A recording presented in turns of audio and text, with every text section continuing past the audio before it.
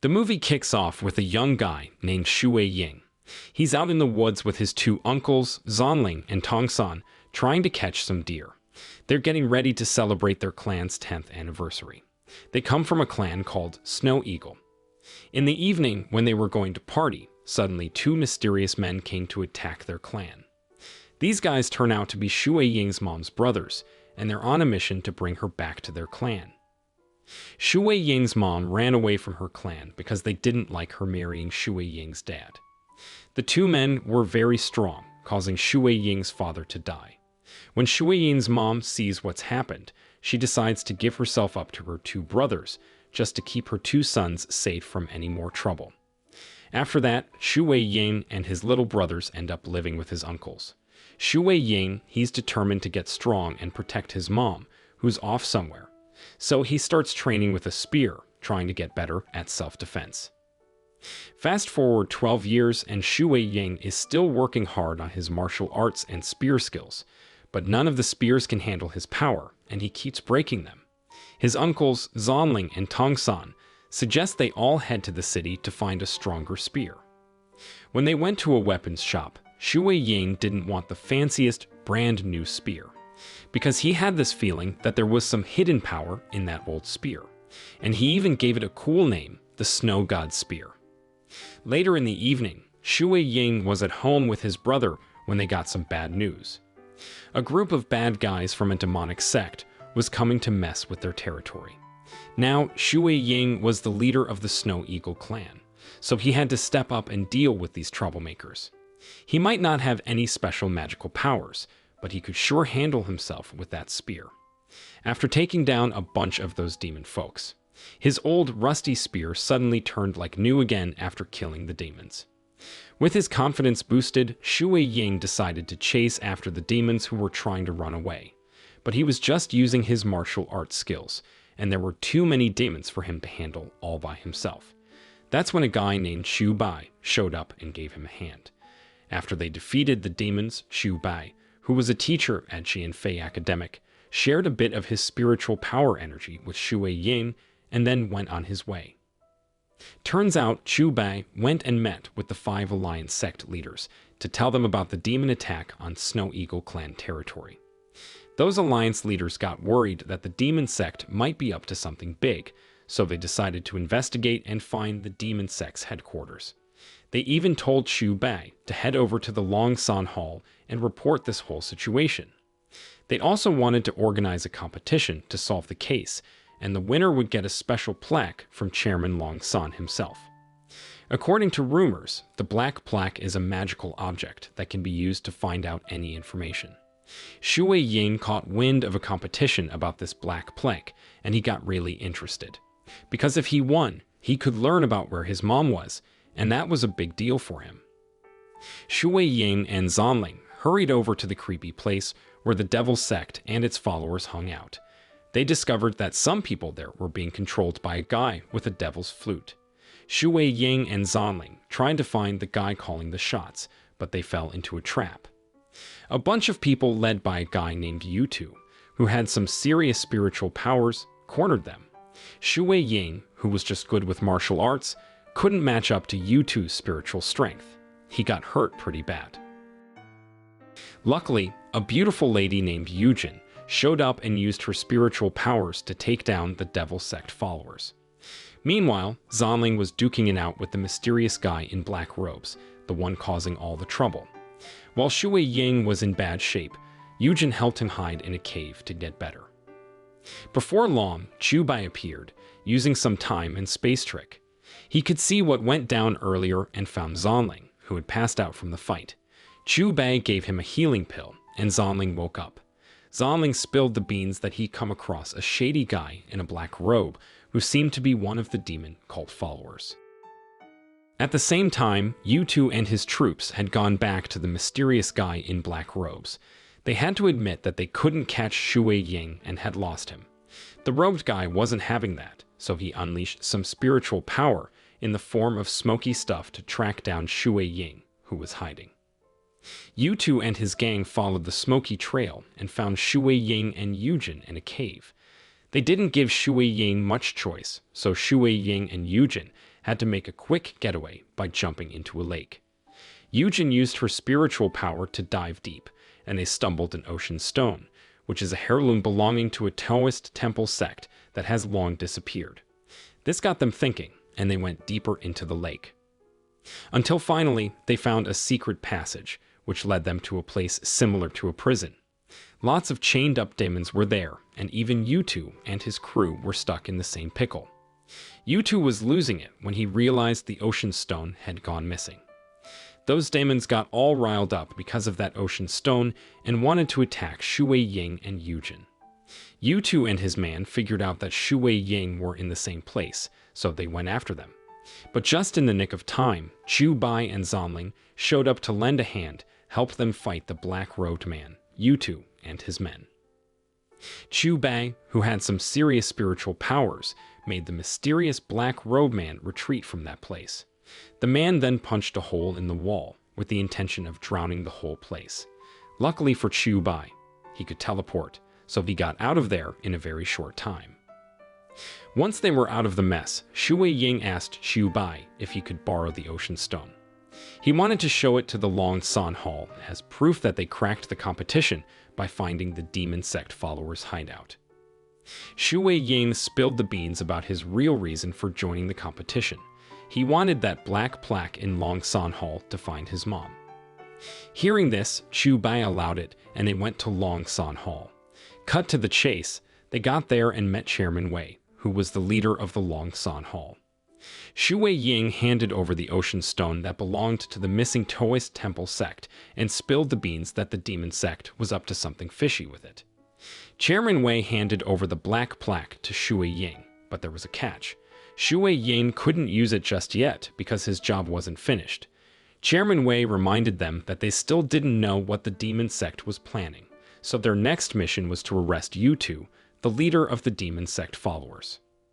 After that, they all decided to meet up with the 5 sect alliances to share their discovery of the ocean stone and plan their next steps. The deal was that Shui Ying and Yujin would tackle the mission while Chu Bai got ready to recruit new students for Janfei Academy, in anticipation of war with the demon sect. Shui Ying had a clever idea to let everyone know he was the head of the Snow Eagle clan and had the ocean stone. He figured if the word got out, Yutu and his crew, who were in the know, would come to try and take it back. However, Shui Ying had high determination and enthusiasm to capture Yutu, who was the leader of the group, so that his spiritual power emerged and was even able to match Yutu. Whereas previously, Shui Ying lost and was unable to fight Yutu. Shui Ying also could suck up all the natural spiritual power around him. With one powerful move, he made Yutu helpless. After taking care of Yutu, who was suspected of being part of the demon sect, Shui Ying headed straight to Chairman Wei to claim his reward. Chairman Wei, who had some cool space-time powers, used them to find Shui Ying's mom. Turns out, she was being held by the Moyang clan, her own family's clan. Armed with this new info, Shui Ying rushed back home to get ready for a rescue mission to save his mom. However, Shui Ying didn't want to tell his 2 uncles and his little brother about it. He was worried they might get hurt. So he kept it a secret. He got all the stuff he needed, like weapons and a map, and then sneaked out alone to save his mom. He was traveling all night when he ran into some traders who were having a bad time with some robbers. Shui Ying didn't just stand there. He jumped in to help. What's crazy is that he suddenly felt this strange power surging inside him, and he used it to defeat the robbers. After that, he kept on his journey and finally reached the Moyang clan headquarters. It was pretty easy for him to take down the guards there. Once he dealt with the guards, he came to a door that had some kind of magical seal on it. Behind that door was where his mom was locked up, but he couldn't break the seal, and he ended up hurting himself trying.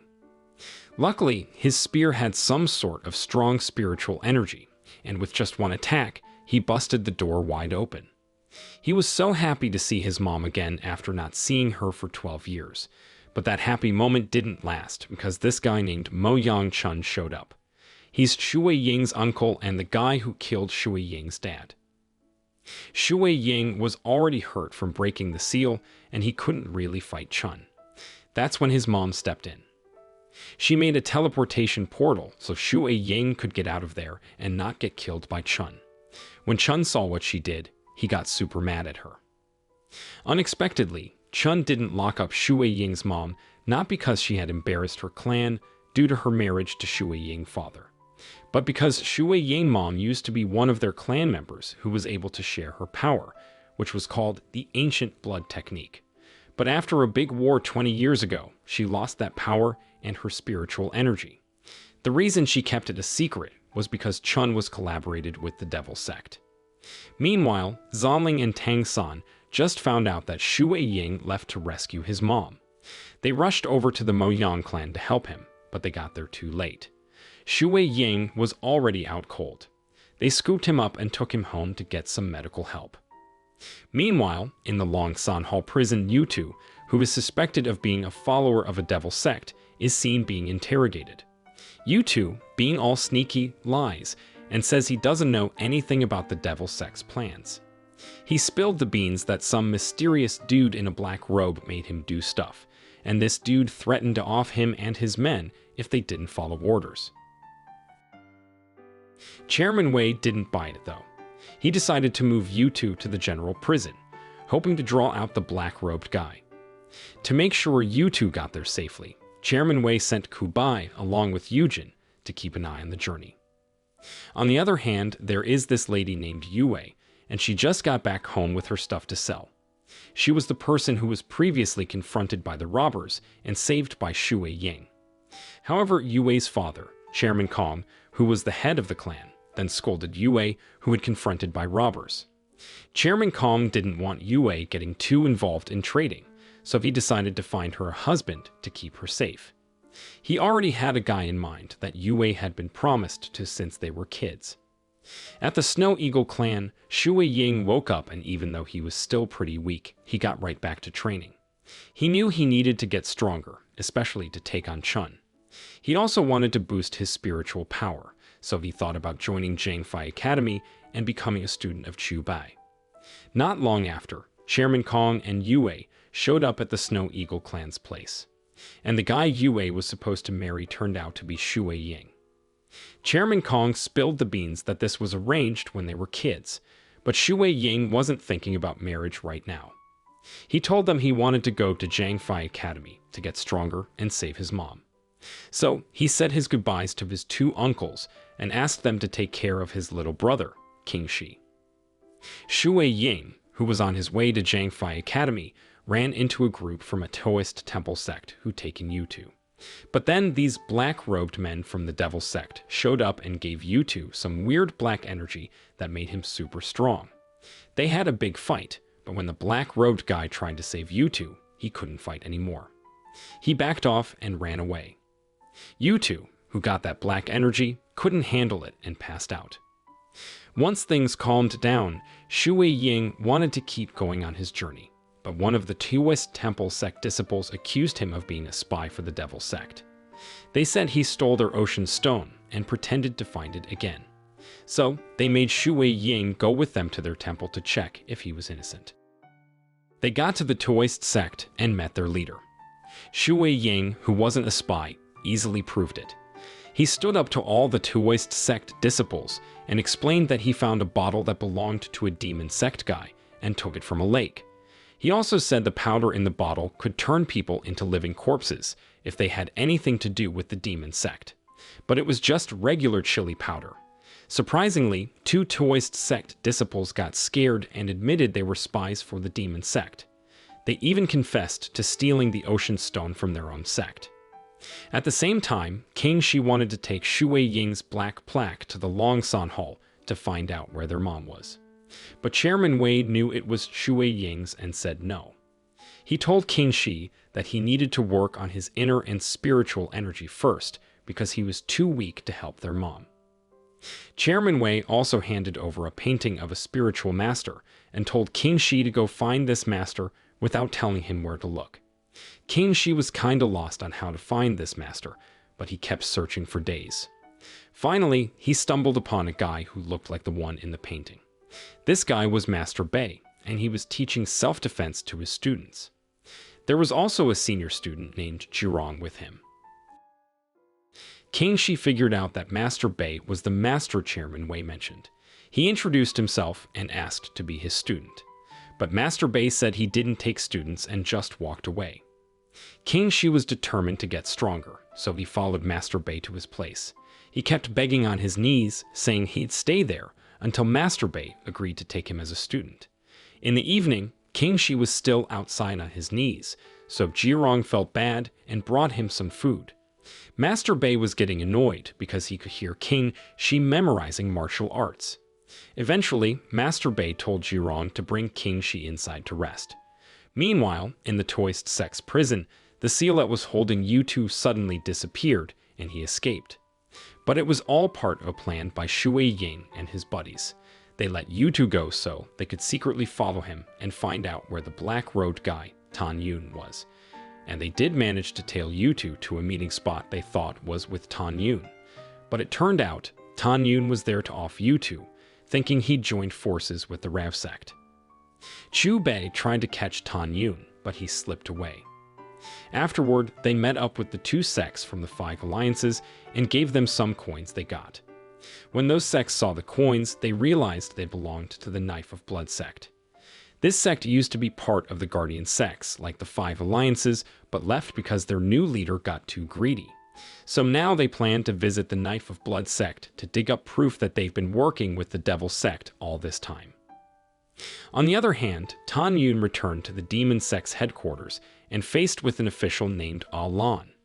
Tan Yun told him that he had done what he was told and killed U2. Then, Lan told Tan Yun to take this creature they had created earlier to a place called the Demon Hall. This place is like a door between the human world and the demon world, and it's where they sealed the body of the Demon King. Now the area where this Demon Hall is has become off limits, and different clans from the 5 clan alliances take turns guarding it. Right now, it's the Sela clan's turn to watch over it.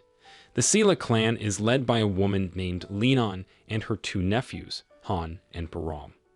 One evening, Barong and his friends were having a good time when they got attacked by the demon army led by Tan Yang. The attack messed up the seal they were guarding, and the Sela clan had a tough time but eventually won. The next morning, the leaders of the 5 alliances found out that the Demon Hall had been attacked. They rushed over to fix the seal and punished the Sela clan by making them the permanent guards because they thought they weren't doing their job right. After Lian got punished, she talked to her nephews, Han and Barong. She explained that they couldn't argue because the Sela clan was still not as strong as the Toist sect.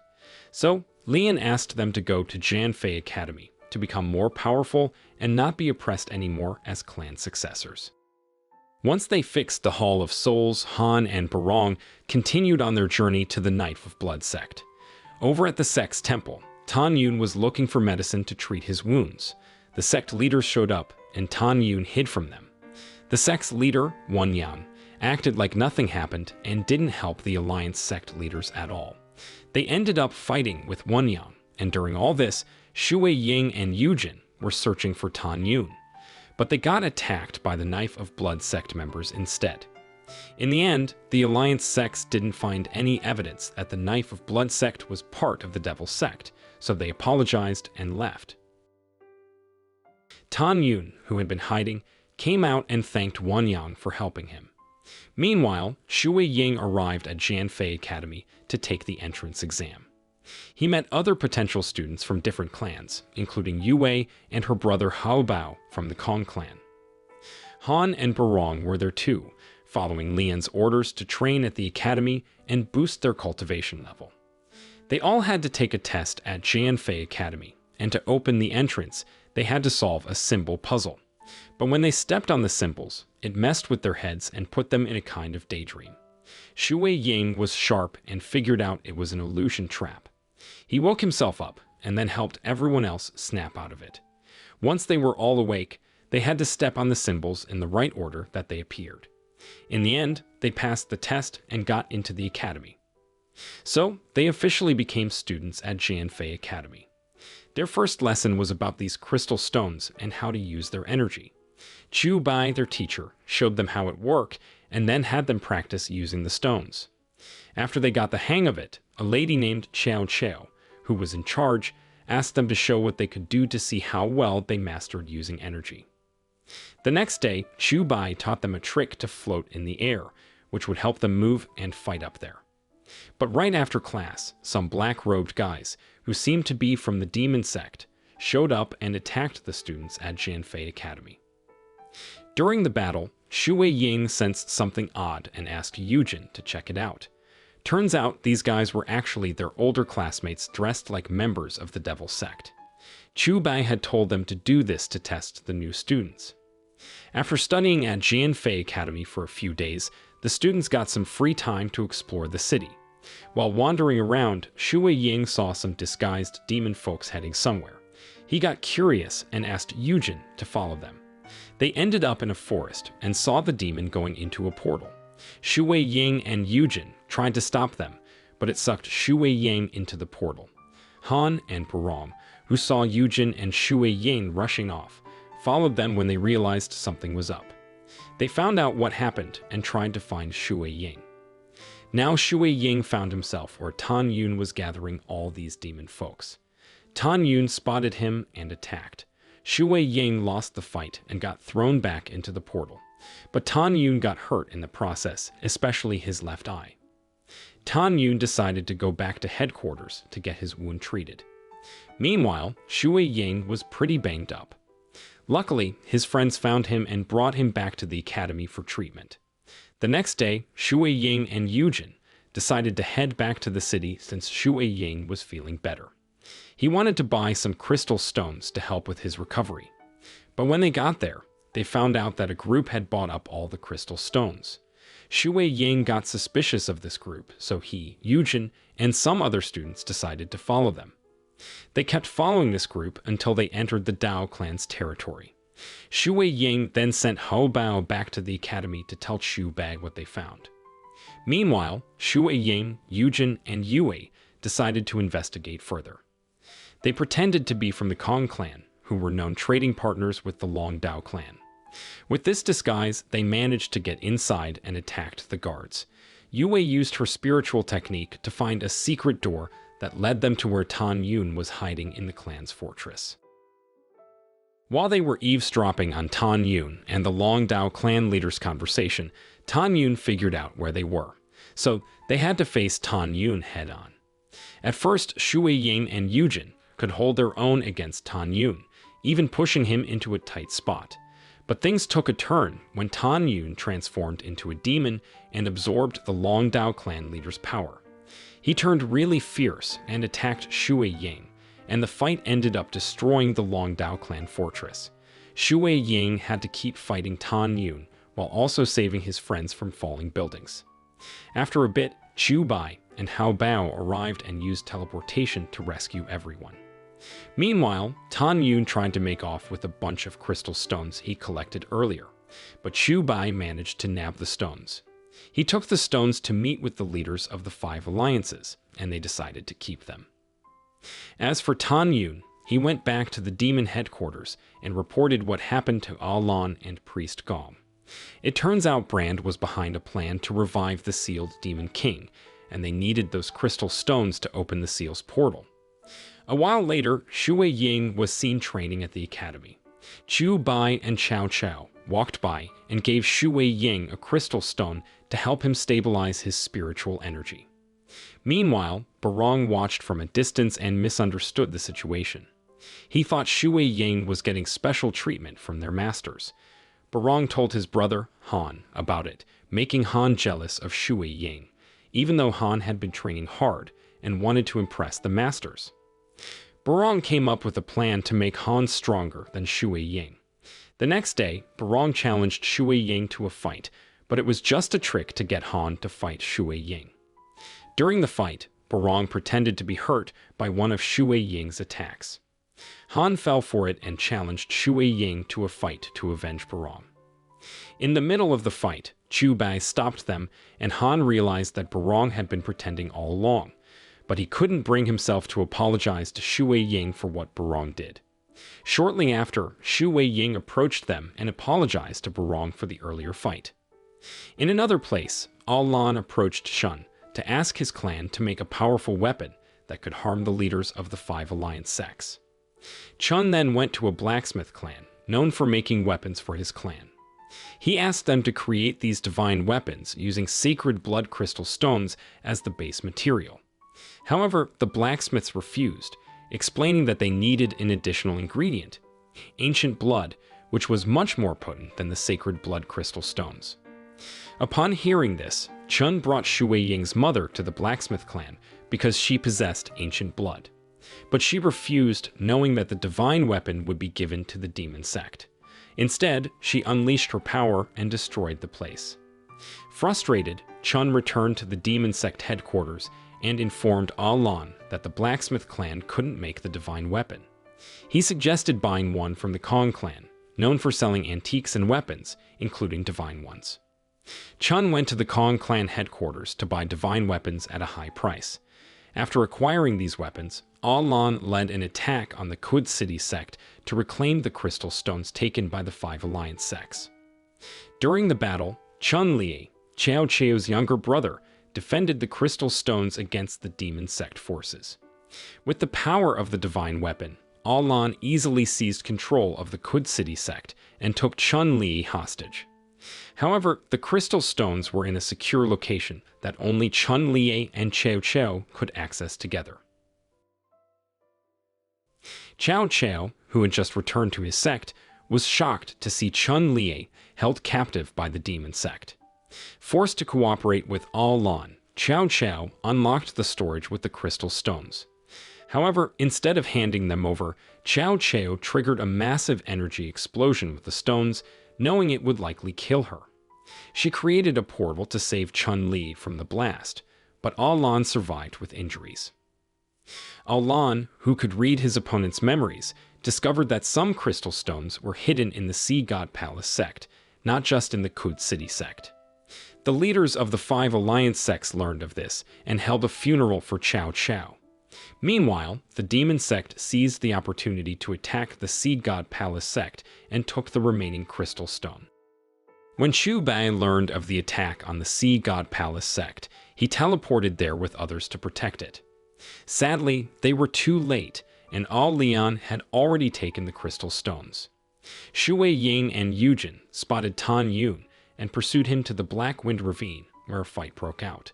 But when more warriors arrived, Tan Yun destroyed the platform, causing Shui Ying to fall with him. The sect masters, unable to help Shui Ying, returned to the Sea God Palace sect and discovered a fragment of a divine weapon. They decided to investigate how the demon sect obtained this weapon. Meanwhile, King Shi heard about Shui Ying falling into the Black Wind Abyss and rushed to help. However, Jirong stopped him, warning that this place was extremely perilous and no one had survived to fall into it. At the same time, Yujin and others were trying to figure out who sold the divine weapon to the demon sect. They visited weapon shops in the city, but couldn't find any that claimed ownership of the weapon. Yujin, still believing that Shui Ying was alive, researched the Black Wind Abyss in the library. She found an ancient record on how to descend the abyss using a wind-breaking tool, even though it was a risky method. Determined to find Shui Ying, Yujin eventually located him, trapped and unconscious. In the demon sect, Lan reported obtaining some crystal stones to the demon king, who now resided in Priest Gong's body. Lan also mentioned Tan Yun's death in the Black Wind Abyss, prompting them to search for a replacement among the sect's priests. Back at Feay Academy, Chu Bai received news of Yujin's disappearance, along with some senior disciples. They launched a search in the academy and found a devil's bell, an unusual occurrence that suggested potential infiltration by traitors from the demon sect. Chu Bai promptly reported this to the leaders of the 5 alliances, urging caution against possible demon sect attacks.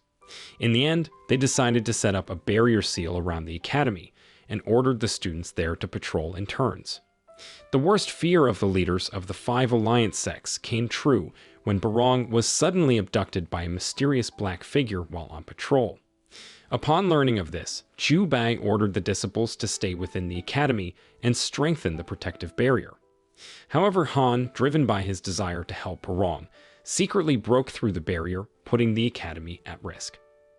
As a result, Chu Bai punished Han, requiring him to continue practicing until he realized his mistake. Meanwhile, Shui Ying and Yujin, still trapped at the bottom of the Black Wind Abyss, saw two unknown individuals passing by. Suspicion led them to follow the pair to a cliff, which turned out to be the entrance to the secretive Black Wind Sect, a closed-off group rarely known to the public. They ventured inside and met the sect's leader, who initially attacked Shui Ying, not to harm him but to assess his cultivation level. Upon discovering that Shui Ying hadn't reached the Saint cultivation level yet, the Wind Sect leader ceased the attack and instead handed Shui Ying a scripture on a fire god's secret technique. He explained that to leave the Black Wind Abyss, Shui Ying needed to learn this technique and attain the Saint level, as only those at that stage could escape. Unbeknownst to Shui Ying and Yujin, the leader of the Black Wind Sect was actually Priest Gong, disguised as the Devil Sect leader. Meanwhile, King Shi and Zhurong had returned to Master Bei's residence, where King Shi requested to learn the spiritual science of lightning. Simultaneously, Shui Ying diligently practiced the fire god technique as per the Black Wind Sect master's request. Surprisingly, Shui Ying mastered the technique in just one night. The Black Wind Sect leader then offered to help Shui Ying advance to the Saint stage, with the condition that Shui Ying would serve him loyally once he achieved that level. Shui Ying immediately turned down the offer, but remained composed to avoid arousing suspicion. The Black Wind Sect leader also invited Shui Ying to stay within their territory, explaining that only those who had reached the Saint cultivation stage could enter or leave. However, Shui Ying and Yujin had their doubts about the place, prompting them to explore further. Their actions were quickly discovered by two members of the Black Wind Sect, leading to a confrontation. Unable to take on all the opposing forces, Shui Ying and Yujin decided to hide in a secret training room that had been unused for decades. Yujin shared her energy with the weakening Shui Ying, and suddenly they sensed a powerful energy disturbance in the vicinity. Meanwhile, Yue returned to her home with Hao Bao to investigate the sale of divine weapons. Yue suspected her own clan's involvement and secretly checked her father's office. She overheard a conversation between her father's assistant, Xian, and someone collecting money. Yue learned that the Kong clan had indeed sold divine weapons, but Shi and Hao Bao were unexpectedly captured by Xian. Fortunately, Hao Bao managed to free himself and quickly used his spiritual power to rescue Yue from captivity. That night, the two of them went undercover to uncover the identity of the person to whom the divine weapon of the Kong clan had been sold, eventually learning that it was Chun. Turning back to Shui Ying and Yujin, as they sensed their conditions improving slightly, they continued their journey to find an exit from their predicament. However, they once again encountered and battled the Black Wind Sect leader and his forces. During the confrontation, Shui Ying sustained injuries but, in turn, tapped into his hidden strength, reaching the Saint level of cultivation. This event even triggered a celestial phenomenon, signifying the birth of a new holy level warrior on the Chinese plains. Realizing Shui Ying's newfound strength, the Black Wind Sect leader didn't stay idle. He launched a covered attack to disrupt the energy flow in Shui Ying's body, halting his cultivation process midway and rendering it imperfect. After escaping the Black Wind Abyss, Yujin hurried to return Shui Ying to the academy and shared what had transpired. However, a thorough examination revealed no traces of holy cultivation energy in Shui Ying's body. The sect leaders became aware of a suspicious sect in the Black Wind Gorge and decided to investigate further. In another place, Hao Bao and Yue continued their investigation within the Moyang clan's territory. Posing as guests sent by the Kong family, they successfully obtained information about the blacksmith clan's location from Chun. Back at Feay Academy, Shui Ying's condition was gradually improving. He decided to return to the Black Wind Gorge alongside the two sects of the Five Alliances. However, upon reaching the Black Wind Sect's palace, they discovered that the sect members were no longer present. Shui Ying and his companions searched the area and stumbled upon Barong's keychain, a sign that the kidnapped academy students had been held there. They also noticed a massive crack at the bottom of the ravine, prompting them to investigate further to find out who could create such a fissure. Not everyone possessed this capability, not even the leaders of the 5 sects.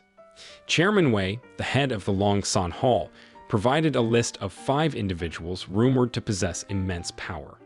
However, many of them had passed away, leaving only 2 survivors: Shui Ying's mother, who had long been imprisoned in the Moyang clan's jail, and Lian, whose strength had been drained after defending the Demon Hall against the Demon Sect's attacks. Chairman Wei revealed that there might be one more individual in China possessing incredible power, a reclusive master who rarely interacted with the world.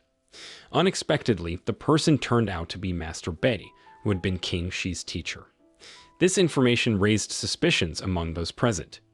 Wang Zi, the head of the Sea God Palace sect, believed that this mysterious master could be his senior, who had assumed the identity of Master Bei and vanished from the martial world many years ago. 2 decades earlier, Master Bei had been set to become the leader of the Sea God Palace. However, during a major conflict, he had been afflicted by demonic poison, transforming him into an uncontrollable entity resembling a demon. In an attempt to preserve the sect's reputation, Master Bei had chosen to leave and go into seclusion. Upon learning this revelation, they hurried to Master Bei's residence, where King Shi and Shui Ying were finally reunited, despite the earlier belief that Shui Ying was dead. Upon meeting Master Bei, they voiced their suspicions, which angered him. As a result, he trapped them all in his spiritual dimension as punishment. Even though the sect leaders from the 5 alliances entered this dimension, they couldn't find a way to escape. However, Shui Ying eventually solved the puzzle, allowing them to exit. They then coordinated their efforts to detain Master Bei and take him back for questioning at their base. Meanwhile, Lan met with the Demon King to report a significant development. They had located the second portal that could open the demon dimension, following the one previously guarded by the 5 alliance sects in the Demon Hall. This new location happened to be in the territory of the Snow Eagle clan. Lan explained that this area served as a crucial connection point between the human dimension and the demon dimension. Upon hearing this, the Demon King instructed Lan to take immediate action and inform the 3rd priest, who turned out to be Jiram, a disciple of Master Bei. On another front, Hao Bao and Yu Wei, armed with information about the blacksmith clan linked to the Moyang clan, continued their investigation.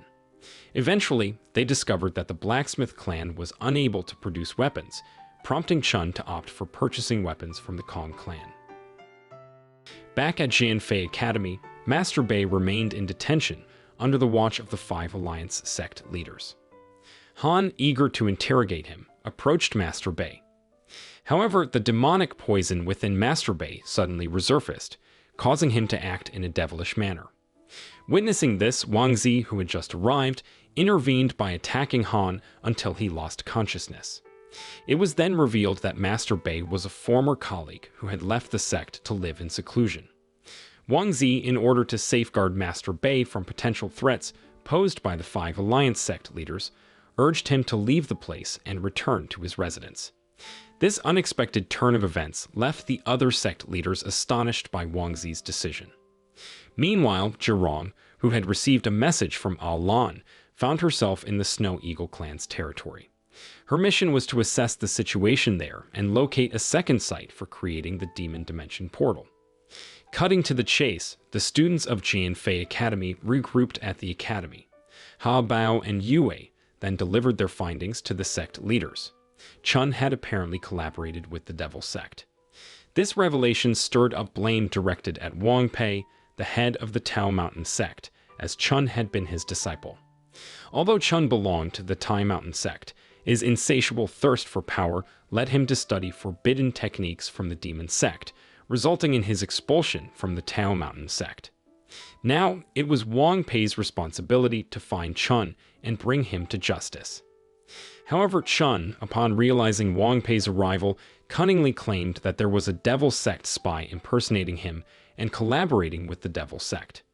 He hoped to divert suspicion onto this fictional spy, effectively clearing his name. Hearing this, Wang Pei had no choice but to remain silent, lacking any valid reason to punish Chun. He then left Chun's location without further action. On another note, Jirong, who found herself at the Snow Eagle clan's headquarters, started investigating the surrounding area and stumbled upon the grave of Shui Ying's late father. She suspected that this might be the location Al Lan referred to. Jirong promptly relayed this discovery to Al Lan, receiving orders to create a covered path for the demon army's entry into the area. Meanwhile, Shui Ying continued his training to replenish his spiritual energy. Han, observing Shui Ying's practice under Chu Bai's guidance, approached Chu Bai with a request for training to reach the holy cultivation level. Chu Bai declined, concerned that Han's impatience might lead to injuries. Han, driven by the desire to surpass Shui Ying and unwilling to wait, secretly accessed a forbidden library chamber reserved for Academy Masters. There he stole several self-defense books and attempted to study them, only to find that his body couldn't handle the techniques. The following day, Yujin and her fellow students were cleaning the library. Yujin was struck on the head by an object, triggering memories of her childhood when she was separated from her parents during a war involving a powerful individual with snow-related abilities. This revelation revealed that Yujin wasn't originally from the Tao Mountain sect, but had been taken care of by the head of the Tao Mountain sect since her childhood. Upon regaining consciousness, Yujin promptly informed Chu Bai about her memories. Chu Bai, upon hearing this, instructed Yujin to visit Leon. The memories indicated that the incident took place in the Devil's Hall, which Leon's clan was guarding. Accompanied by Shui Ying, Yujin headed to meet Leon. However, right at the academy gate, they unexpectedly encountered Chairman Kong.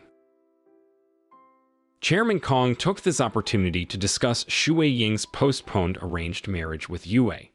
Shui Ying reiterated his opposition to the marriage, infuriating Chairman Kong to the point of wanting to harm Shui Ying for the public humiliation. When they eventually reached Lian's clan territory, two mysterious men appeared, targeting Yujin. Upon realizing the presence of Lian clan troops, the mysterious men fled. Shui Ying and Yujin met Leon and explained their student status. Although Yujin shared her purpose with Leon, no immediate clues emerged.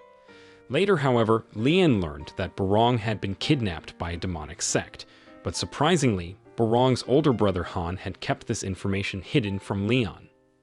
On the other hand, Han continued his training in pursuit of his ambition to become stronger. Yet, as a consequence of his unauthorized access to the library, the masters punished him. Shortly afterward, Leon arrived at the academy and confronted Han for concealing Barong's disappearance. Meanwhile, Shui Ying and Yujin received a mysterious message threatening Yue's life, along with an address. When they reached the provided address, they discovered that the individuals holding Yue hostage were the same mysterious men who had previously attacked them in Lian clan's territory. Their true intention was to eliminate Yujin. The two mysterious men stated that if Shui Ying wanted Yue's safety, he had to exchange her for Yujin. Upon hearing this threat, Shui Ying and Yujin quickly devised a plan. Initially, Yujin agreed to trade herself for Yue, while Shui Ying and Hao Bao secretly incapacitated the two mysterious men and rescued Yujin. As it turned out, these two mysterious individuals were members of the notorious Knife of Blood sect, known for their expertise in assassination. To uncover who had ordered the hit on Yue, they purposely allowed one of the men to escape. Shui Ying and the group discreetly trailed him until he entered a shop owned by the Kong family. Eventually, they uncovered that Chairman Kong had hired the two mysterious men to target Yujin. Chairman Kong saw Yujin as an obstacle to Yue and Shui Ying's arranged marriage. This revelation left Yue embarrassed by her father's actions, prompting her to apologize to Yujin. Meanwhile, Jirong, who had been tasked by Al Lan to infiltrate demon soldiers into the Snow Eagle clan's territory, attempted to carry out her plan by adding a sleeping potion to the dishes she prepared for King Shi and others. However, King Shi accidentally dropped the food and quickly replaced it. Nevertheless, Jirong was determined not to let her plan fail and returned to the kitchen to prepare new dishes laced with the sleeping potion.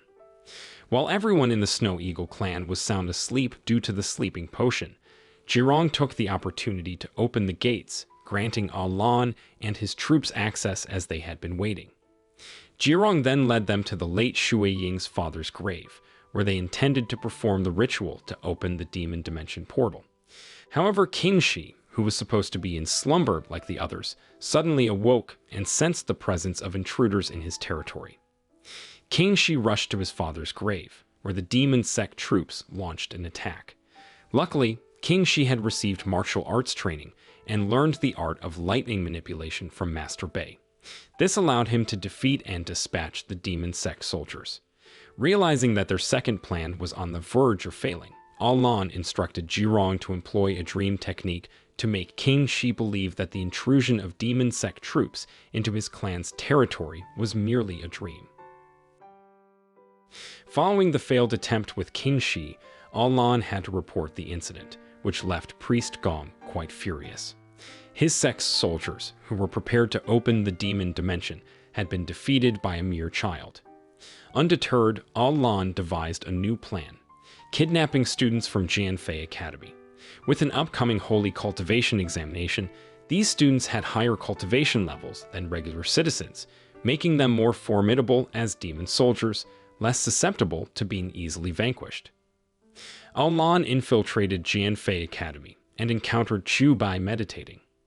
Lan revealed that he possessed Cao Qiu's sealed soul and claimed he could revive Cao Qiu using his demonic technique. However, the condition was that Chu Bai had to pledge allegiance to the devil sect. Sometime later, Chu Bai decided to visit Lan at the demon sect headquarters because he found himself intrigued by Lan's previous offer. Lan explained that if Chu Bai wanted to reunite with Cao, he'd need to assist Lan in entering the holy cultivation test arena. This meant temporarily weakening some of the barriers Chu Bai had set up. After some thought, Chu Bai agreed to the request, but he made it clear that no harm should come to the students in the arena. A few days passed, and it was time for the cultivation exam registration. Participants from various academies had gathered. When they stepped into the arena, Shui Ying was taken aback because he spotted King Shi there as well. It turned out that King Shi had secretly taken the registration test and passed it on his own. In this test, participants had to locate and take out a sacred sword from its spot. If they succeeded, they'd become recognized as new holy level cultivators. Interestingly, Lan was also present in the test arena, along with his troops. He wasted no time and ordered his soldiers to start executing his plan. What the participants didn't expect was that they'd be attacked by a demon sect right there. Before long, a senior disciple approached Shui Ying and urgently told him to find the Sword Saint. This was the only way to complete the trial and thwart the demon sect. Out of respect for his senior, Shui Ying agreed and hurriedly set off with his friends to locate the sword. Meanwhile, the sect leaders, unable to monitor the test from outside the arena due to malfunctioning equipment, grew worried. Seeing their concern, Chu Bai asked for permission to enter the examination arena. The sect leaders followed them in. When Chu Bai saw the chaos in the arena, he instantly teleported to where Lan was. This was because Lan had broken his promise not to harm the students. On the other hand, Shui Ying and his friends had successfully found the Holy Sword's location. In the end, Shui Ying managed to pull out the sword, officially reaching the holy cultivation level. However, not long after, Han arrived with shocking news. Their senior was dead with Shui Ying's spear lodged in his body. This left everyone at the scene in shock, and Shui Ying was taken into custody for questioning about the incident. What no one knew was that Han was the real culprit. He intentionally killed his senior with Shui Ying's spear, which had been left there. Han had even killed one of the demon soldiers, who happened to be his own younger brother, Borong. This weighed heavily on Han's conscience because he had killed his own sibling. Meanwhile, Yujin believed that Shui Ying had been falsely accused. She took the initiative to examine their senior's body, and discovered that the senior had been under the devil's control before entering the exam with the other students. Yujin devised a plan. She visited Shui Ying in prison and asked him to switch places with King Shi temporarily. This way, they could go to the location of the cultivation test together and find evidence to clear Shui Ying's name. Later on, they returned to the exam location and split up to search for any evidence that the demon army had been there before. Eventually, Yue discovered a demon sect soldier's mask left behind at the site. Shockingly, they also found Borong's lifeless body. Upon this grim discovery, they hurriedly brought Borong's remains back to the academy to report their findings. The sect leaders themselves examined the evidence of the devil sect's involvement at the test location. Consequently, Shui Ying was completely cleared of all accusations, and they began questioning the seal used to protect the test. This turn of events left Chu Bai feeling remorseful. In the evening, Alan returned to meet with Chu Bai, as he hadn't achieved his goals during the cultivation exam. Alan demanded that Chu Bai hand over Shui Ying. In order to save Cho, Chu Bai made the courageous decision to offer himself in exchange for Shui Ying. Alan agreed and provided Chu Bai with a pill to remove the demon nail that the great priest had previously implanted in Shui Ying's body. The spike turned out to be one of the demon clan's secret weapons, designed to seal the power of individuals with holy cultivation. However, Alan was equally astonished to see that Shui Ying didn't appear to be affected in the slightest, even though his body contained the devil spike. Sometime later, Chu Bai invited Shui Ying and the others to share a meal. However, the food had been secretly laced with sleeping poison by Chu Bai. Once all his disciples had fallen unconscious, Chu Bai began the process of transferring the devil spike from Shui Ying's body into his own. This meant that there were no longer any barriers blocking Shui Ying's spiritual energy flow, allowing him to become stronger. On the flip side, Chu Bai could no longer harness this power. The following day, Shui Ying and his friends woke up. Afterward, Shui Ying made the decision to continue his mission to rescue his mother at Chun's residence. Long story short, Shui Ying and his friends easily infiltrated the place, defeating all of Chun's guards. Eventually, Chun himself appeared after Shui Ying successfully freed his mother. Chun immediately attacked Shui Ying, and they engaged in a fierce battle. However, Shui Ying had fully recovered his strength and could easily match Chun, eventually injuring him. Unexpectedly, the great priest suddenly arrived and swiftly took Chun and Shui Ying's mom away from the scene. But after the fight, they obtained a mysterious blue box. Yujin recognized the object, which appeared to come from the Fire Palace, one of the most heavily guarded places housing the strongest pillars of the 5 Alliance sects. This indicated that demonic sect spies had indeed infiltrated the palace, making it difficult to trust anyone, including the sect masters. Therefore, Shui Ying decided to conduct his own investigation by gaining access to the Fire Palace. The challenge lay in the fact that not just anyone could enter this place, as it was reserved for the most powerful individuals from various sects studying advanced cultivation knowledge. Yujin then suggested to Shui Ying that he should join the Taoist sect and get a recommendation from the head of the sect to enter the Fire Palace. They hurriedly went to the head of the Taoist sect and asked him for permission to recommend Shui Ying for entry. Shui Ying explained that his mother had recently been taken away by the great priest, who seemed to be working with Chun.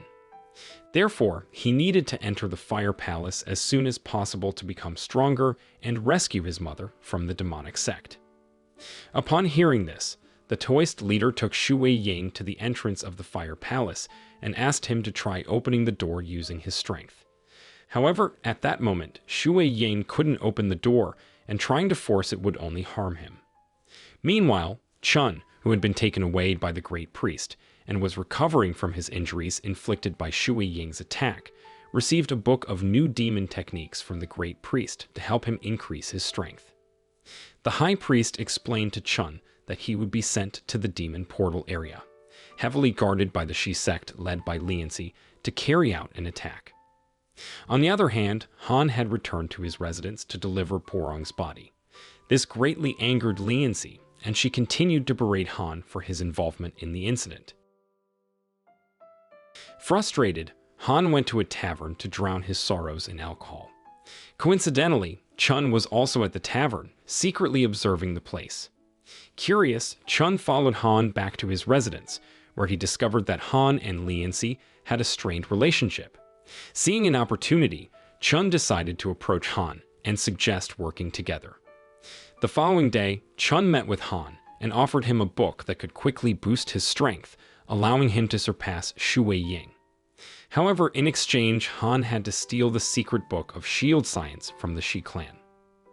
Han, driven by his desire to outdo Shui Ying, decided to break into his family's storage room to steal the secret book. Unfortunately, Lianzi got wind of Han's intentions. She was swiftly ambushed by Chun, who had infiltrated the location by disguising himself as Chu Bai. Chun then instructed Han to finish off Lianzi using the newly acquired demonic power. In short, news of Chu Bai supposedly killing Lianzi quickly reached the ears of the sect leaders. They confronted Han to demand an explanation, but Han feigned ignorance about the incident. However, Shui Ying and Yujin arrived with a memory bubble they had found at the Shi clan's place. Surprisingly, Lianzi, who was on the brink of death, had managed to secretly activate a memory bubble that recorded the events. Unfortunately, the bubble was hidden, so it only showed Han's back as he attacked Lianzi. This left the sect leaders unable to identify him. Nevertheless, they realized that Chu Bai was not Lianzi's murderer, but his whereabouts remained unknown. Shortly after, a commotion arose from the Demon Hall, where Chun and the Demon Army were attempting an attack. Upon hearing this, the sect masters and others hurried to the scene to intervene. However, by the time they arrived, Chun had already left. Simultaneously, Al Lan and Chu Bai headed to the Snow Eagle clan territory to open a new demon portal. It became clear that Chun's previous attack on the demon portal was merely a diversion to divert attention away from their true intentions. Al Lan and Chu Bai covertly infiltrated the grave of Shui Ying's late father, using a stolen secret key from Jirong. With a rare stone previously infused with Chu Bai's spiritual energy, they managed to successfully open a demonic portal there. Chu Bai, realizing he had been manipulated into opening the portal, attempted to resist, but a demonic nail embedded in his body allowed Al Lan to control him easily. Aware that he couldn't fight back, Chu Bai urgently sent a signal to the sect leaders using his sword. However, the leaders were skeptical, thinking it might be a trap to divert them from the demon sect's true intentions of attacking the portal once more. Soon, they witnessed a surge of demonic energy emanating from the Snow Eagle clan's territory, drawing the attention of many.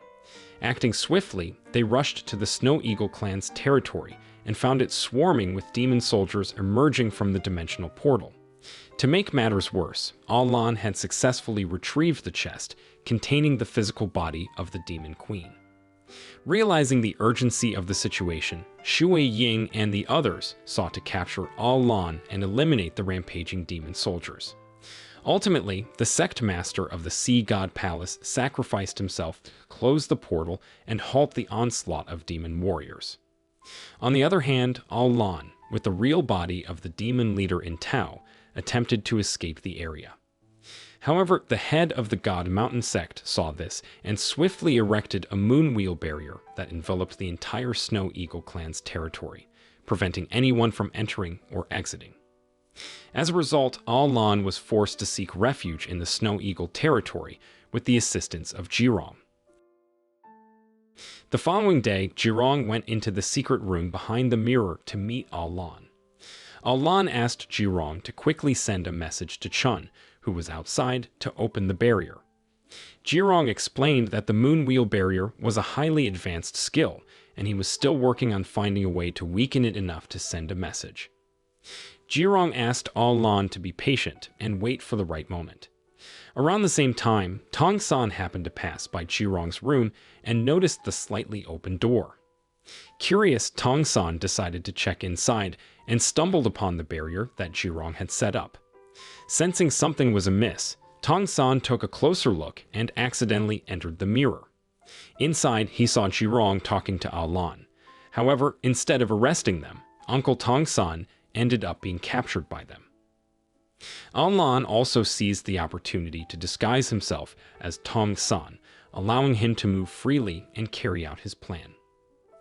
Al Lan, in disguise, entered the room of the head of the God Mountain sect with a bowl of soup laced with sleeping poison. The sect master accepted the soup without suspicion. After drinking it, he fell asleep, causing the barrier he had created to weaken. Alan quickly signaled Chun, who used to be a disciple of the God Mountain sect but was expelled. However, Chun's power was still lower than the sect master's, so he needed another person's help to open the barrier. Chun asked Chairman Kong for transportation assistance to move the demon's chest safely, but Kong refused, fearing another mistake.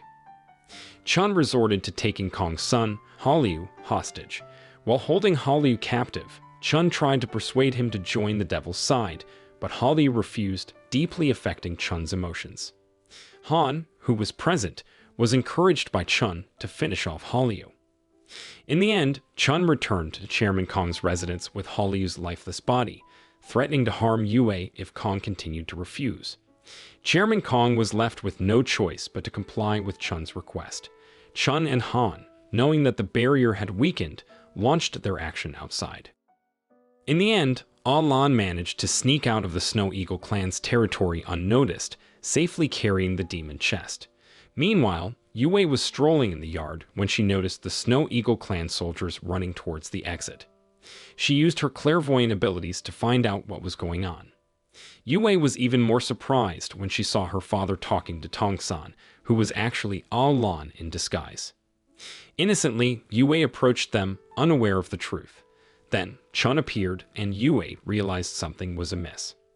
Alan revealed his true identity and tried to harm Yue, but Chairman Kong stepped in to protect her. In his final moments, Chairman Kong apologized to Yue for not being able to look after Hallyu.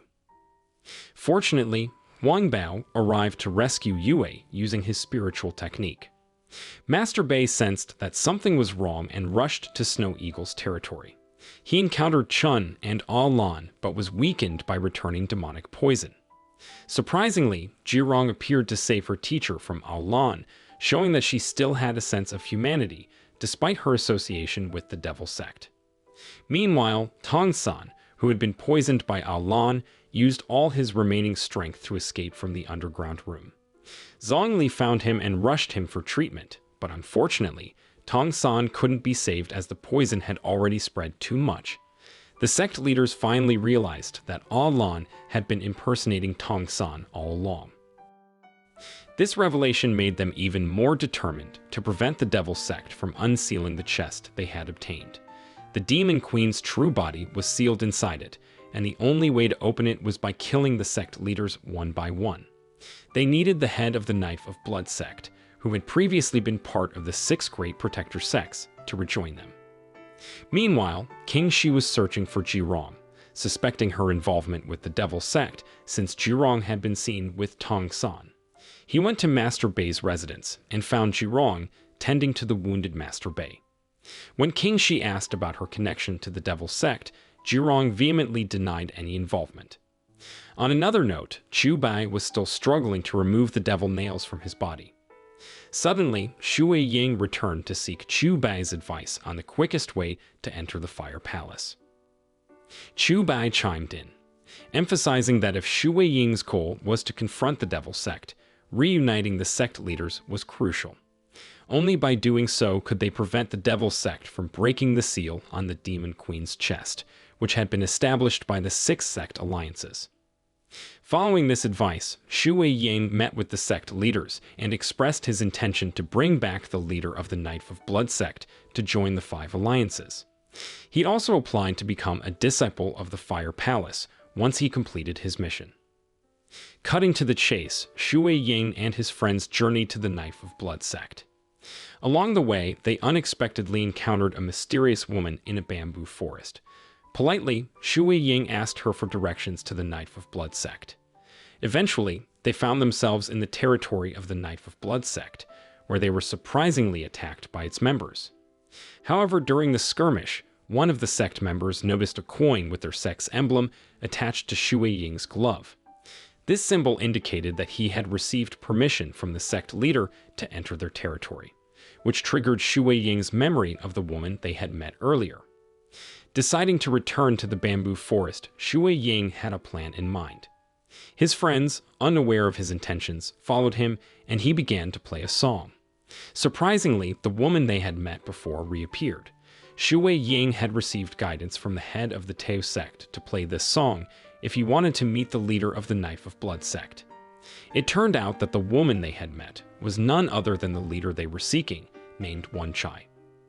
Wen Chai then shared her history, revealing that she had been the lover of the previous sect leader, who tragically died during an undercover mission assigned by the other leaders. The song Shui Ying played was one that her late lover often performed for her. After her lover's death, Wen Chai harbored a deep grudge against the other leaders and decided to leave the Six Sect alliance. Moved by Shui Ying's plea, Wen Chai initially attacked him to drive him away. However, their clash unintentionally activated a magical formation left behind by her late lover, triggering a flood of memories for both of them. Witnessing the memory bubble her lover had left behind, Wen Chai finally understood that her late lover wanted her to continue the fight against the Devil sect. With this realization, Wen Chai agreed to rejoin Shui Ying. As a result, the Knife of Blood sect officially became part of the Five-Sect Alliance, transforming it into the newly formed Six-Sect Alliance. Following their discussions, the sect leaders crafted plans and strategies to deceive the demon sect. Their idea was to pretend to lose intentionally in battles, allowing their soldiers to be followed back to the demon sect's hidden location. Meanwhile, Shui Ying had successfully brought the leader of the Knife of Blood sect with him. This achievement granted him the privilege of entering the Fire Palace without undergoing the usual tests. Upon his arrival in the Fire Palace area, Shui Ying was warmly welcomed by a guide named Richao. Richao introduced Shui Ying to the senior students, and Shui Ying noticed that the place differed from a typical academy. It had only a few students, each specializing in unique martial arts techniques. These students were intensely focused on honing their abilities to reach higher levels. After the introduction, Shui Ying explored the area alone and encountered a Fire Palace disciple whose actions seemed suspicious. Shui Ying decided to confront the person, suspecting them of being a member of the Devil sect within the Fire Palace. He intended to bring the person before the sect leaders.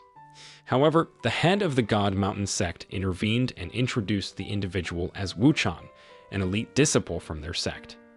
According to the God Mountain sect leader, it was all a misunderstanding, and Shui Ying need not make a fuss. Wuchang explained that what he was doing was part of his regular cultivation practice, specifically the death form technique. This technique involved consuming poisonous and hazardous foods. Meanwhile, Chu Bai, burdened by guilt over recent events, chose to embark on a solo mission to locate the demon sect's hidden base. However, it seemed that the demon sect was always one step ahead, anticipating Chu Bai's actions. The demon queen ordered Lan to prepare for war in the Snow Eagle clan territory, as she aimed to quickly awaken her sealed physical body with the help of the sect leaders. So, Lan sent a message to Jirong to carry out her task, which was to eliminate all the residents in the Snow Eagle clan territory and trigger the war using the demonic heirloom given to her. Surprisingly, Master Bei caught Jirong while she was communicating with Lan. Master Bei was furious to discover that his own student was involved with the demonic sect. However, Master Bei gave Jirong gentle advice, emphasizing that every mistake could be corrected, and the most important thing was not to consider the wrong path as the way of return. The following day, Shui Ying observed the students in the Fire Palace practicing. During their training, Wuchang intentionally killed another student named Yu Feng. Witnessing this, Shui Ying intervened, leading to a fight between the two. Another student named Zhou He rushed to break up the altercation and explained to Shui Ying that the Fire Palace had its own rules, which allowed fellow disciples to fight, even to the death. When such incidents occurred, other students were forbidden from interfering. Later on, Shui Ying discovered that Wuchang possessed the same object he was investigating after it accidentally fell from his robe. To uncover the truth, Shui Ying secretly observed Wuchang for an entire day, monitoring his interactions within the Fire Palace. During his reconnaissance, Shui Ying witnessed various strange actions by Wuchang, such as inserting deadly centipedes into his body. At night, Wuchang intentionally summoned a group of demons and let them attack him. Shui Ying intervened to help him, unaware that it was all part of the God Mountain sect master's plan to locate the devil sect's whereabouts. Due to Shui Ying's actions, Wucheng also failed to plant tracking insects on the demons. As a result, Shui Ying had to accept punishment and endure an ice prison sentence from the God Mountain sect leader. While initially suspected of being a member of the devil sect, Wucheng actually shared the same goal as Shui Ying, which was to secretly investigate the Devil Alliance. Surprisingly, Wucheng even helped Shui Ying escape from the ice prison because he believed they had a common purpose. He revealed that his family had been killed during a demon sect invasion, which drove him to practice the death form technique. This unusual practice made him an outcast without any friends. Their shared experiences created trust between Wucheng and Shui Ying. Shui Ying then gathered the courage to ask about the blue box he had seen earlier. Wucheng explained that the box was a signaling device belonging to the head of the God Mountain sect, kept at his residence. This device was exclusively owned by the 6 sect leaders. This revelation led Shui Ying to realize that the devil sect had always been one step ahead of the sect masters, possibly because one of the sect leaders was a member of the devil sect. Shui Ying and Wucheng joined forces to uncover which of the 6 sect alliances had lost the signaling device. To maintain their cover, they pretended to have a fight. However, their plan was foiled when Richao appeared and questioned Shui Ying's fighting techniques, which combined fire, wind, and water techniques. Shui Ying explained that he was actually enhancing the technique by creating something new. Richao challenged him to prove his words in a fight, which Shui Ying eventually won, earning Richao's recognition of his abilities. On the other hand, Zhirong, who had been ordered to prepare for war in the Snow Eagle clan territory, attempted to persuade Qingxi to return home. However, Master Bei intervened and prevented them from leaving. Master Bei had already discovered Zhirong's true identity and was determined to guide her back to the right path, treating her like his own daughter. Meanwhile, Han had successfully absorbed the secret technique of the Devil Sect and received a new mission from Chun, to infiltrate the Fire Palace. He requested permission from the sect leaders to become a disciple there, recognizing the urgent need for additional strength to defend against potential Devil Sect attacks. Long story short, Han began his journey at the Fire Palace by taking the first test, opening the palace gate. However, he used dishonest tactics by bribing the test supervisor to assist him in gaining entry. Inside the 100 challenge room, Han cheated once more by using his demonic energy to greatly enhance his strength, allowing him to defeat the formidable 5 elements cultivator guarding the room. This feat was quite impressive since these guards were known for their exceptional power. Han successfully became a disciple of the Fire Palace, and was introduced to the other disciples by the head of the God of Earth sect. After a brief introduction at the Fire Palace, Han coincidentally met Chun at a tavern. Chun assigned Han a new mission, to eliminate the 5 sect leaders. Initially shocked, Han refused, recognizing that they were no match for the sect leaders in direct combat. However, Chun clarified that Han's role would be to approach the leaders and activate a secret weapon that would poison them. Later on, Han overheard a conversation between Shui Ying and Yujin, in which they devised a plan to lure the sect leaders. Their plan involved creating a disturbance in the library's secret room to identify which master didn't possess the blue box. Shui Ying asked Yujin to create some noise in the secret room while he intended to draw out the library master to establish contact with the sect leaders. However, Shui Ying also urged Yujin to exercise caution within the secret room, as it housed numerous demonic relics. If these objects were tampered with, they could potentially activate and cause chaos. Han, on the other hand, followed Yujin with the intention of deliberately activating some of these demonic relics, further adding to the turmoil. Before long, the sect leaders arrived at the scene, and to their surprise, every one of them possessed a blue message box. As the sect leaders entered the secret library, Han unleashed a secret weapon of the demon sect, initiating an immediate attack on them. Amid the pandemonium, a woman named Wan Wan suddenly emerged from a hairpin. She was revealed to be a fairy tasked with protecting Yujin. It was eventually uncovered that Yujin was a princess hailing from the god Rome. Her parents had descended to aid humanity during a major conflict, but tragically, they fell victim to the battle. This event also temporarily deactivated Yujin's divine powers, leaving her stranded near the gate. Wan transformed back into her hairpin form to evade pursuit by demon soldiers. Wan explained that Yujin's condition remained unstable following the reawakening of her divine powers. She sought permission from the sect leaders to stay in the Fire Palace temporarily before eventually returning Yujin to the realm of the gods. On another front, the High Priestess and Alan reported their respective schemes to the Demon Queen. The High Priest revealed that he had uncovered Yujin's true identity as a descendant of the gods who had descended to assist Long San in their fight. Armed with this knowledge, they could manipulate Yujin to eliminate the sect leaders. If Yujin's divine power fully awakened, she could be controlled as their puppet. Following this, the Great Priest instructed Chun to return to Han and assign him another task, delivering a soul potion to Yujin.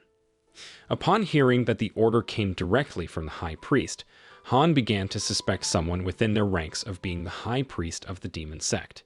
He had witnessed how the demon sect's weapons in the secret room had spared this individual. Meanwhile, Chu Bai, who had been searching alone for the demon sect's headquarters, returned to the sect leaders empty-handed. In contrast, Zhirong had secretly convinced King Shi to return to Snow Eagle territory. However, Master Bei quickly pursued Zhirong to prevent whatever scheme she was plotting. Eventually, Zhirong inadvertently attacked Master Bei, rendering him unconscious. Zhirong was left with no choice but to lie to King Shi, who had just arrived, claiming they had been ambushed by demon soldiers. In the evening, Yue, driven by her desire for revenge over her father and brother's deaths, ventured alone to the temple, which was believed to be the last place where the devil's casket had been detected. Her determination was to uncover the hideout of the devil sect. Little did she expect that the devil who appeared there was actually her uncle, her father's brother turned into a human devil. Fortunately, Wan Chai arrived just in time to rescue her. Several days later, Yue sought refuge with the Knife of Blood sect, pleading with Wan Chai to accept her as a disciple. Wan Chai subjected her to several tests to prove her sincerity in joining the sect. First, Yue was tasked with dealing with mountain bandits. Her martial skills easily overwhelmed the bandits, but a twist occurred when innocent children and elderly people emerged to protect the bandits, claiming they had been forced into a life of crime to aid the impoverished. This revelation prompted Yue to return to Wan Chai, accusing him of being cold-hearted for not revealing the bandits' true nature. To her surprise, Wan Chai smiled and explained that her students needed sharp discernment. She revealed that the mountain bandits were part of a demon sect alliance and had committed many atrocities in the past. With renewed determination, Yue donned concealed attire and revisited the mountain. She discovered that the bandits' previous actions had been a charade. Upon completing her mission, Yue returned with Shui Yang and Yujin to meet Wan Chai. Unexpectedly, she assigned her a seemingly impossible task, to bring back the severed hand of the Taoist sect's leader, Wang Zi. Wan Chai explained that he left the sect leaders because he suspected Wang Zi of being involved with the devil sect, due to his arm being tainted by the devil sect's power. This revelation stunned the trio, leading them to decide to confront Wang Zi and search for the devil sect's mark as Wan Chai had mentioned. They decided to use sleeping poison in Wang Zi's food. Once Wang Zi had fallen asleep, they carefully examined his arm, but there was no sign of the devil sect's mark. However, Yujin realized that Wang Zi frequently visited the Snow Eagle territory to attend to Master Bei, who had been injured in demon soldier attacks. Suspecting a connection, Yujin asked Shui Yang to return home and investigate the situation in his own area. Shui Yang returned to his residence and received a report from Zhang Li, who had suspicions about Zhirong. They decided to meet with Zhirong's father, Ji Wuhai, to learn more about Zhirong's true background. Upon meeting Wuhai, they uncovered a surprising revelation. After the Long San country's significant battle against the demon sect, Wuhai had encountered Zhirong's mother, who happened to be an injured descendant of the demon sect. Initially unaware of her origin, Wei married her, and eventually, Zhirong was born as a half-demon. Trouble arose when Wu Hai's family discovered the true identity of Zhirong's mother. They ordered Wu Hai to eliminate both Zhirong and her mother. Reluctantly, Wu Hai obeyed, forcing young Zhirong to flee to escape execution by her own family.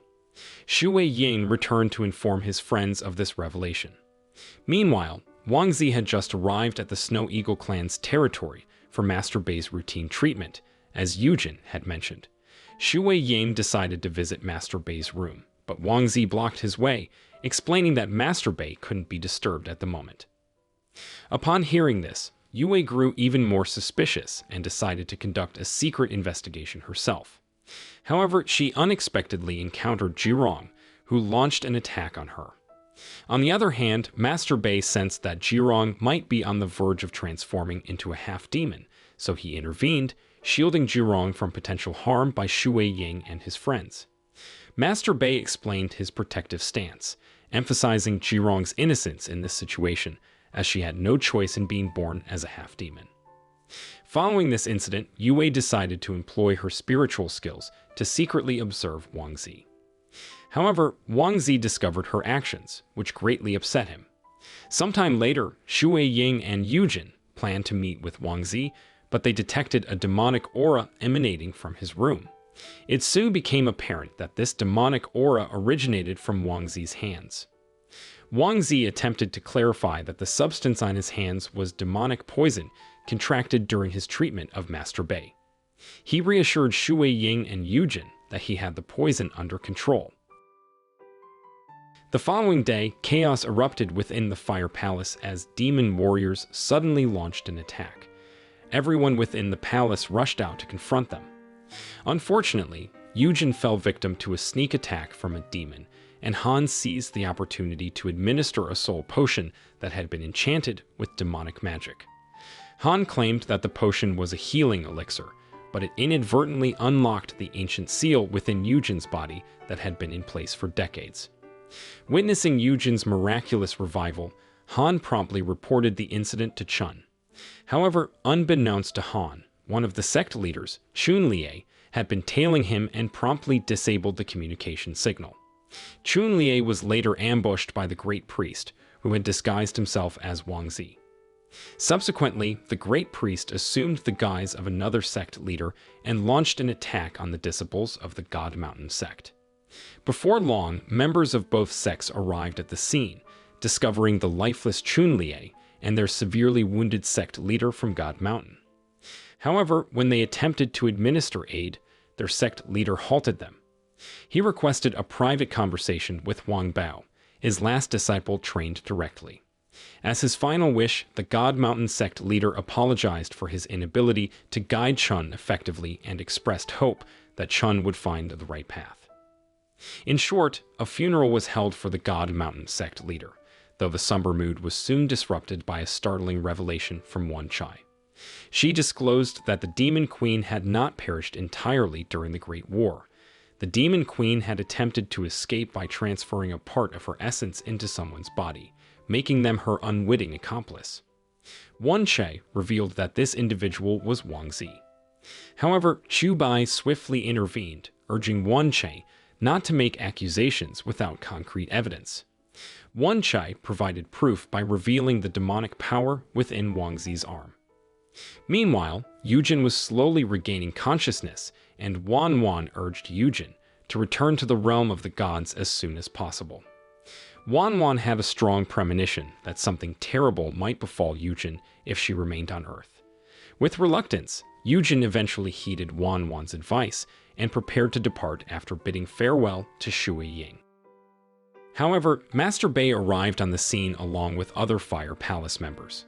He explained that he had a long overdue duty, which was to remove the powerful snow spell currently bound to Yujin's body. When the sect leaders had sealed the Demon Queen's true body with the snow spell, they had inadvertently caused the spell to escape and inhabit Yujin's body during a battle when he was just a child.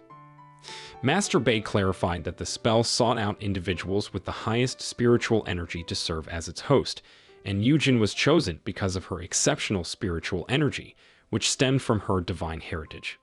This revelation explained why Master Bei had been covertly monitoring the list of the Longsan country's strongest individuals for years. He feared that if the spell awakened, it would move on to someone with even greater energy than Yujin. If that person happened to be aligned with the Devil's Sect, the resurgence of the Demon Queen would become inevitable. Despite Master Bei's explanation, Shui Ying vehemently disagreed and was determined to protect Yujin, even if it meant facing them all. Witnessing this, Wan Wan hurriedly intervened and transported the two of them to safety in another location. Sometime later, Wang Bao and Yue became increasingly concerned about the whereabouts and well-being of Shui Ying and Yujin. After several days of no news, they decided to embark on a covert search for their missing friends. Eventually, they discovered Shui Ying and Yujin in a secluded shop on the outskirts of town. Unbeknownst to them, Wan Wan had secretly trailed behind, having overheard their conversation earlier. When Wan Wan met Yujin and Shui Ying again, she immediately implored Yujin to return to the realm of the gods without delay. However, Yujin reassured Wan Wan, expressing confidence in the protection offered by her friends and teachers. Yujin then made her way to the Fire Palace to check on her master, Wang Zi, who was ostensibly held in custody due to suspicions of collusion with the Demon Queen. To their surprise, Yujin and her friends observed that Wang Zi appeared to move freely and left the palace grounds. They discreetly followed Wang Zi to a nearby forest, where he seemed to be attempting to absorb the poison that had reactivated in Master Bei's body. Convinced that Wang Zi was not in league with the Demon Queen, their suspicions turned to the head of the God of Earth sect, Liu Bu. They hatched a plan to set a trap and lure Liu Bu into it. Shui Ying visited the Fire Palace with a proposal to address two pressing issues simultaneously: ridding Wang Zi of the Demon Queen's residual influence and dispelling the snow spell embedded within Yujin's body. The day of Wang Zi's execution finally arrived. Everyone took their positions, and Wen Che swiftly set up a spiritual formation to confine Wang Zi. However, Wen Che transferred the seal to Liu Bu, who turned out to be the high priest of the Devil Sect. This unleashed demon soldiers who began to attack them all. Realizing that his demon army was losing, Liu Bu, also known as the Great Priest, decided to make a run for it with the help of Ah Lan. Shui Ying and Shu Bai managed to pursue them, resulting in a fierce battle. They cornered the Great Priest and Ah Lan, intending to capture them. However, Chun intervened and whisked the Great Priest and Ah Lan away to a pseudo-space, a special dimension opened using unique techniques. This surprised Shui Ying, as he didn't expect Chun to possess such mastery. Subsequently, Chu Bai, who was weakened due to his seal, began teaching Shui Ying the time and space technique. Meanwhile, Han stumbled upon Yujin, who was manipulated by Master Bei into casting a snow spell from within her body. Han recognized the danger and used the opportunity to rescue Yujin from Master Bei, making it seem like he saved her. Han brought Yujin to his place and promptly sent a message to the demon sect. Before long, Ah Lan arrived at their location. Meanwhile, Shui Ying kept practicing the technique to enter the pseudo-space for many days. Eventually, he mastered it. Around the same time, he received a distress signal from Yujin after Master Bei informed him that Yujin had been kidnapped by someone from the Devil Sect. Shui Ying decided to use his newfound skill to follow Yujin's signal. This led him to the stronghold of the Ladao clan, where he found Yujin held captive by demon soldiers. To his shock, he also spotted his mother in chains, about to be used in a ritual to resurrect the Demon Queen. Determined to stop this, Shui Ying rushed back to seek the sect leader's help. Meanwhile, the high priest began the ritual by casting a snow spell on Yujin and absorbing ancient blood from Shui Ying's mom to prepare for the Demon Queen's resurrection. As Shui Ying and the others arrived at the scene, they were unaware that the devil leader had already transferred from the high priest's body to the devil's coffin. The Demon Queen successfully revived and regained her physical form. However, this was all part of Shui Ying's mom's plan, who had been waiting for 12 years to confront the Demon Queen. As the Demon Queen regained her body, Shui Ying's mom opened a primordial space portal to trap the demon leader forever. Sacrificing herself, she entered that dimension. Shui Ying was heartbroken by the separation from his mother. Unintentionally, he awakened his dormant ancient blood power. In the end, he unleashed a supremely powerful technique, wiping out all the demon troops in a single devastating attack. Later on, Shui Ying continued to train his newly awakened ancient blood technique. However, this had an unintended consequence. It weakened Yujin's body because the power of ancient blood posed a threat to both the demon and god races. Wanwan explained that if Yujin remained near Shui Ying, she would become injured or even die. Unaware of this, Shui Ying proposed to Yujin and wanted to marry her. As part of their pre-wedding ritual, they were to toast with a cup of water. Yujin was shocked when she saw her drink change color. It turned out that Wanwan had met Shui Ying earlier and informed him that Yujin's condition was a result of his awakened ancient blood. The only way to save Yujin was to take her back to the realm of gods. Therefore, Shui Ying and his friends decided to help Yujin by administering a sleeping potion so she could be transported to the god's realm. However, as Shui Ying was about to lead Yujin towards the portal, the demon army arrived. Fortunately, Chu Bai appeared and assisted Shui Ying, allowing him to open the dimensional portal. Despite the heartache, Shui Ying ultimately decided to part with Yujin to save her from the demon sect's threat. In the following days, Chu Bai approached Lan, expressing a desire to join the demon sect. Lan, however, was cautious and set conditions for Chu Bai to prove his sincerity. He asked Chu Bai to learn the secret techniques of the demon sect and demonstrate his commitment to becoming a true member of the sect. Later on, Lan returned to meet Chun, with a plan to use Chun's body as a temporary vessel for the demon queen, who had managed to separate from her body before Shui Ying's mom sealed her away in the ancient dimension. However, when the demon queen entered Chun's body, she was not pleased because Chun's body was weak. She desired a stronger body, like Shui Ying's. Meanwhile, Chu Bai had reached the Snow Eagle clan's territory to carry out Lan's task, which was to retrieve a family heirloom from Shui Ying's father's tomb. In the evening, Jirong, who had been held captive by Master Bei, was finally rescued by Lan. Jirong was then assigned the mission to spread poison within the Long San Hall's machinery, targeting individuals with the Long San Hall black plaque. Jirong executed the plan, causing chaos in the city. Fortunately, Yue managed to trace the source of the problem to the black plaque, allowing them to rush to the machinery area and stop the spread of the demonic poison. Not long after, Lan and Ancestor Chun arrived at the Long San Hall in search of Shui Ying. They lured Shui Ying and his companions into the forest, where they took Yue hostage. However, Shui Ying suspected it was a trap designed specifically for him. The God Sword's magic formation, previously wielded by Chu Bai, activated and attacked Shui Ying. If the sword struck someone with ancient blood, it would drain their ancient blood power and replace it with a deadly poison known as the Six Grudges. When Shui Ying was in dire straits, Chu Bai stepped in and extracted the sword from Shui Ying's body using his demonic power. However, even with the sword removed, the Six Grudges poison had already entered Shui Ying's body and would continue to drain his spiritual energy until it was depleted.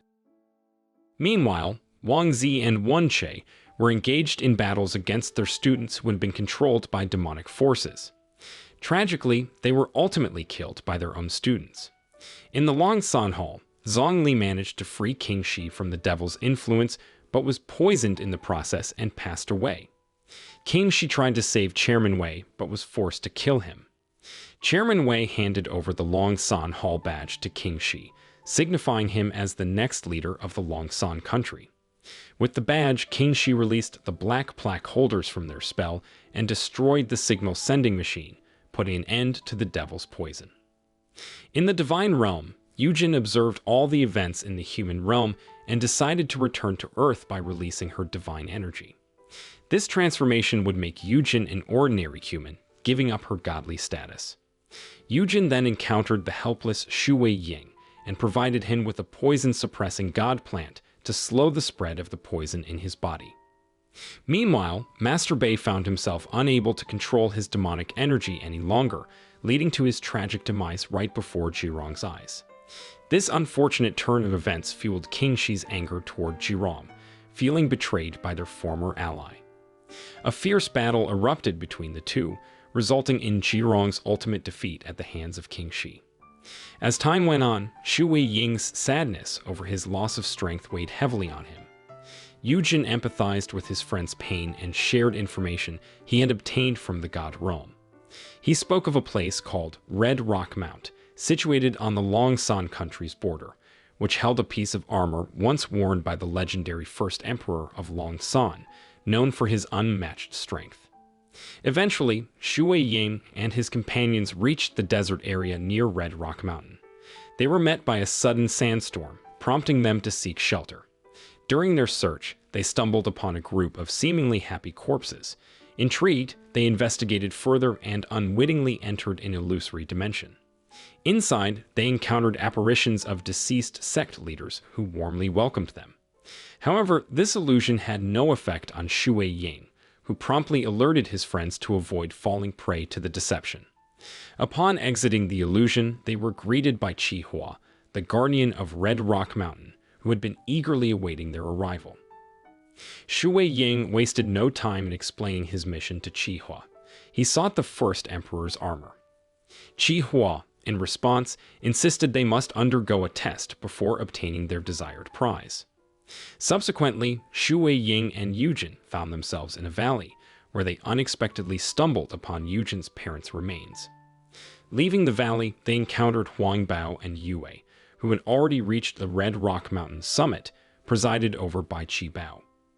All four of them were declared successful in their test and were rewarded with secret technique books to enhance their individual abilities.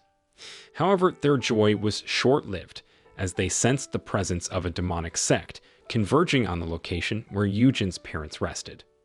Shui Ying and Yujin rushed to the site, only to be shocked by the revelation that the culprits were none other than Chu Bai and Lan, attempting to steal the bodies of Yujin's parents.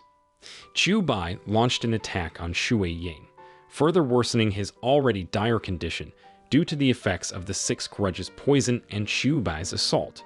However, Qi Bao intervened by sending Shui Ying into an illusion portal, a gateway to the world he had long dreamed of. As evening fell, Lan initiated a ritual aimed at resurrecting the Demon Queen. Yujin's parents' bodies were employed to bolster spiritual energy, enabling the Demon Queen to transition into a new, more robust vessel. Surprisingly, Chu Bai became the chosen superior host.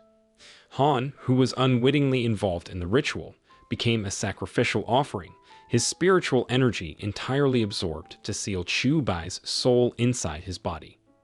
Zohei, who had been tracking Han, intervened and saved him. However, Lan wasn't about to let them escape and immediately launched an attack against both of them.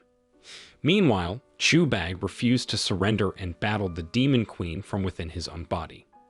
Han saw this as an opportunity to eliminate the Demon Queen and fulfill his desire to become a hero of the Longsan country, which had led him to join the demon sect.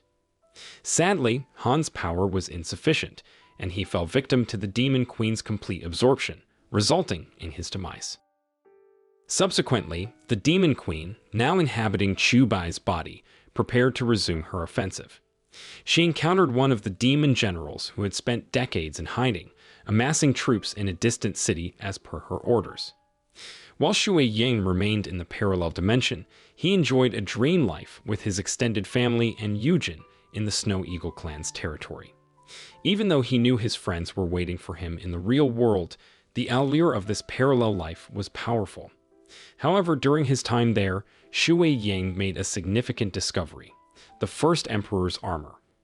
When he touched the armor, he realized he had relied too much on external powers.